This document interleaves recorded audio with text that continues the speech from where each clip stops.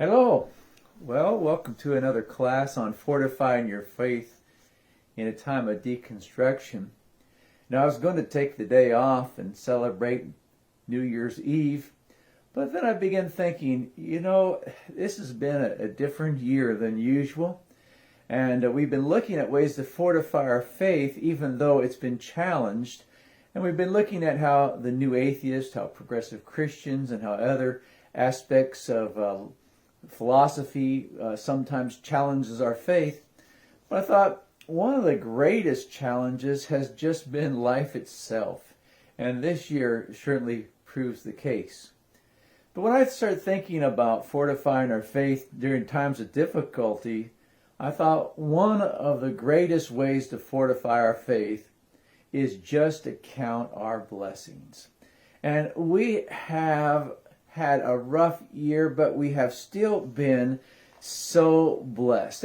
And counting your blessings may be a little bit subjective on one side, and yet all the things like food and clothing and cars and houses that have food in the refrigerator, it has heating and cooling, has washers and dryers, all of those things are very objective, and God has been very good to us. But it has been a rough year. This pandemic has been so hard on so many. Businesses have closed, stores have closed, restaurants have closed, and I can count on both hands the times I've been in a store this year. I think I can count on both hands the times that we've been able to go to a restaurant this year. I mean, our lifestyle has certainly been changed by all that's gone on. The look of worship has changed. I mean, we're still worshiping. It just looks so much different right now. We have been separated from our family and our friends, and I just long for touch. I'm a toucher. I want to have the hugs, and I want to have the handshakes, and I want to be able to be close to one another. The masks are very necessary right now, but they are extremely annoying.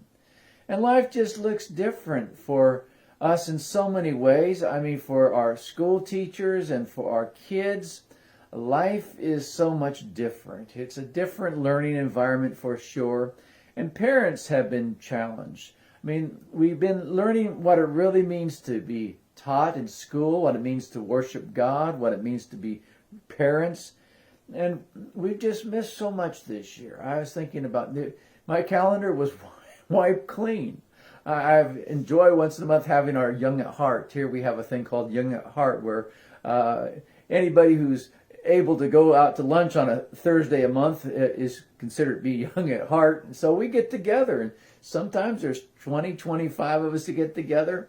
I mean, we couldn't even get 2 or 3 of us together to go to a restaurant right now and still be within the law.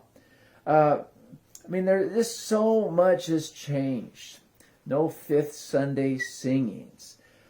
We've had several deaths this year, but no funerals. I've done a couple of weddings, but we've had no big ceremonies.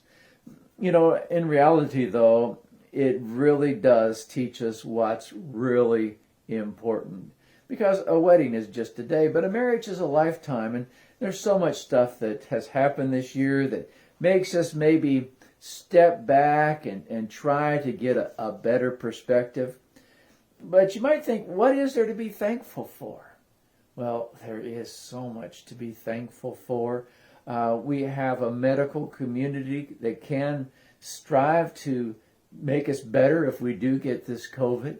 They're making inroads to it. They have a immunization right now. There's so much stuff going on. And many of us haven't gotten this. I'm so thankful that I haven't come down with this virus, at least that I know of. And no one close in my family has done that either. In some ways, the pandemic itself has reminded us of so many blessings. The old saying, you don't know what you've got till it's gone, is certainly true. I mean, how many times did we just go wherever we want it, whenever we want it, go into the store and buy whatever we wanted, whenever we want it, and things have really changed. I'm thankful for the times that we were able to to go to a restaurant and not worry about masks, the times we were able to travel, the times we were able to meet with friends. I mean, there were so many things that we have been accustomed to that this year has just changed some of those things. But we have really been blessed. I think of the blessing of this time that I have together with you. You know, this started off as a time just I wanted to try to make some kind of contact with the church and make sure that we were all doing well and still having some kind of teaching being done during the week. And as I think about that, I think, wow, we really have learned how to use social media. I mean, we were, for the most part, can't speak for all the churches, but for the most part, the churches across America hadn't really been using social media to the fullest of its ability. And we've learned so much. I mean, we're now live streaming on Sunday morning, and we have a drive-in worship where we are able to use a small band radio station to broadcast our services. We've been able to go on to YouTube. I'm thankful for my son Kyle for putting up all these lessons and sermons and music up on YouTube, and we go back to that over and over. And when this pandemic is over, we're going to continue to live stream. We're going to continue to utilize all this media. And we just didn't really think about it. And we can be thankful for that because, you know, there are a lot more people hearing the gospel now because of all this social media. I mean, on a Sunday morning, we have a lot more visitors now than we ever did when we met at a building. A lot more people have been able to listen to the lessons than did when they only had an opportunity to come on Sunday morning. Now they can come any day of the week, night or day, and listen to any of our lessons, hear our singing. They can hear communion talks and prayers. I mean, there's all this access, and that's a blessing in so many people's lives. We talk about fortifying our faith. I mean, this has been a time for fortifying our faith, this class. I started off at the beginning of the year talking about Proverbs, and I was thinking in my mind, well, maybe I'll do 8 or 9 chapters, and then we'll be back in our building. Well, I went through the entire book of Proverbs, and we're still not back in our building. I started these lessons on fortifying our faith, and we're still talking about that. But we're able to at least connect. I mean, what a blessing it is. We didn't know that much about live streaming and YouTube and Zoom and all these other aspects. I mean, they were always there. We just didn't use them like we're able to do right now. So I'm thankful for that. You know, it's been a rough year, not just the pandemic. You remember back in September, we had a huge windstorm and it caused fires in our community, and many people had to be evacuated. We were just covered in smoke here in our area. We went to stage 2. Some of you were stage 3. Were evacuated. Some people I know lost their homes. It was a very tragic time, very difficult time. And now I'm seeing where they're rebuilding their homes. And, you know, we have that capability. And as many of our struggles are, they're nothing compared to some other areas in the world.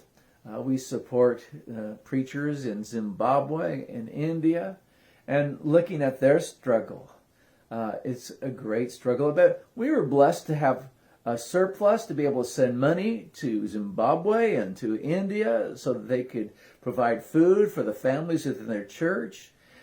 We have been able to take our backpack buddies and continue to use that funds and that energy to provide food for our community. And so things that have been really rough. It's been a real struggle. You know, we don't know what's going to happen in the coming year. Who knows what will happen then? You know, I said last Sunday, or maybe the Sunday before, you know, we're hopeful for a better new year, but what if it's worse? I hope we can be people of courage. So, how have you been blessed? I hope you've been blessed with a new perspective. I mean, I think we get to see what is really important. I hope that your faith has been strengthened and made sharper. You know, James talks about that all these trials will strengthen our faith and make it stronger. And so I hope your trials, I hope our trials have given us more endurance. Because we need to be hopeful, but we also need to be strong and we need to be courageous. At the beginning of the pandemic on Sundays, I had what I called my pandemic sermons, trying to give us perspective, trying to encourage us through trials, and trying to get us through these things that we're going through, because life is hard. Life is just hard, and it's been really hard for some folks. We know those who have lost loved ones this year, and what a difficult time. I get tired of hearing, well, God just must have a plan for all this. Well, one reading of the book of Job should cure us from saying that. Not everything that happens in our life has been caused by God, but God is there through all the things that happen to us during our life. There is a time for every event under heaven, Ecclesiastes tells us. There's the good times and there's the bad times. And we may be going through some of the hard times right now, but there will also be the good times. Whether it's good times or bad times, God is going to be there for us. So count your blessings. I've always liked the story of the storm that Mark tells in the Gospel of Mark, about how Jesus got in the boat and they were to go to the other side. And in the middle of the lake, in the middle of the sea, a huge storm came. But it tells me several things. First, it tells me that storms come even when Jesus is in your boat. Sometimes we think bad things come to us because we've been disobedient, we've done the wrong things. Well, sometimes things come even when Jesus is in our boat, and they were being obedient to Jesus because he told them to go to the other side. So sometimes storms come in our life even when we're being obedient. But we learned in that story that Jesus doesn't bail out on us. When the storm comes, he doesn't leave us. He was there. And another thing we learned from that story is that we learn more through one stormy night than we do in hundreds of sunny days.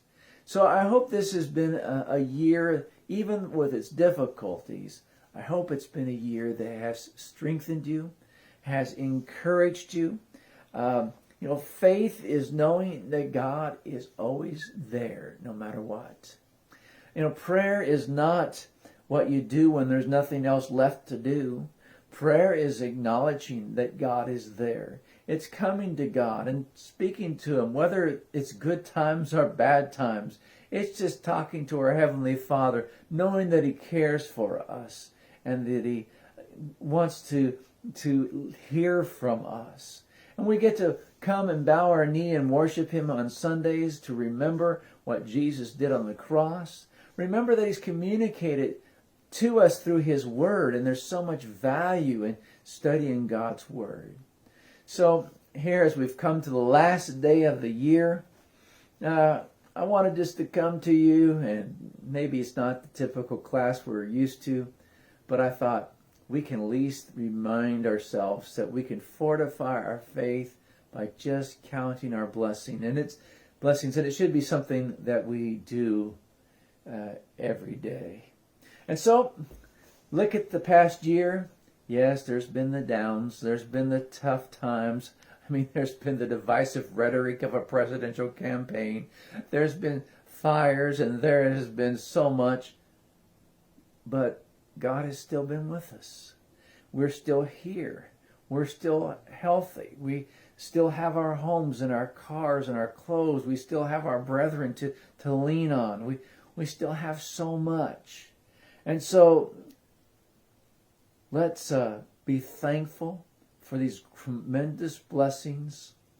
And I want to wish you a wonderful new year. May God bring you closer and closer and fortify your faith in 2021. God bless you all.